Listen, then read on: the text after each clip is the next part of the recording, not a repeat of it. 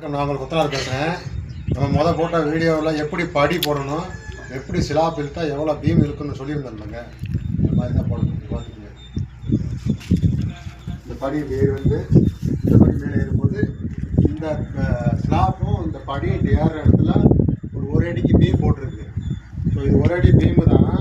இது மேலே போனால் முட்டுன்றதுக்காக நம்ம 3 இன்ச்சு மேலே திக்கிட்டு இருக்கோம். ஆனால் அந்த பீமு வந்து உங்களுக்கு ஒரு அடி போட்டிருக்கு. அந்த பீம் அங்கே கிடக்கு, அந்த பீம் பாருங்க, அந்த பீம் வந்து ஒரு அடி போட்டிருக்கு.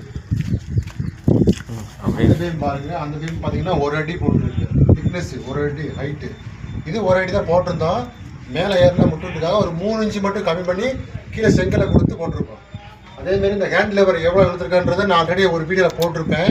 இதே பில்டிங்கில் அது இந்த மாதிரி தான் போடணும் அப்படின்னு சொல்ல வரேன் நான். இந்த மாதிரி போட்டால் ஸ்ட்ராங்காக இருக்கும். இப்போ 8, 3, 6க்கு இது 10 அடி ஸ்லாப்புக்கு எவ்வளோ இழுத்தா எவ்வளோ லோடு தாங்கும் கன்சல்ட் போட்டு அதான் இதில் வேறு கன்சல்ட் வேறு போட்டிருக்கு. ஆல்ரெடி சொல்லியிருப்பேன் கன்சல்ட் போடணும்னு சொல்லியிருப்பேன். இல்லை கன்சல்ட்டிங் போட்டிருக்கு, போட்டு இந்த பீமுமே அந்த பீம் அட்டாச் பண்ணியிருக்கு. இந்த மாதிரி தான் போடணும்னு சொல்ல வரேன் நான், வேற முடியாது. அங்கே போட்டிருக்கு பார்த்துருக்கீங்கல்ல, அந்த மாதிரி போட்டோம்னாக்க விழுந்துடும். இந்த மாதிரி தான் போடணும். ஒரு வழி ஹைட்டு வச்சு போட்டோம்னா லோடு நல்லா தாங்கும்.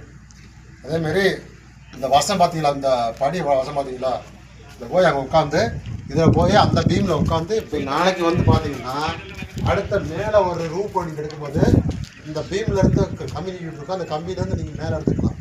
எந்த பயமுமே கிடையாது.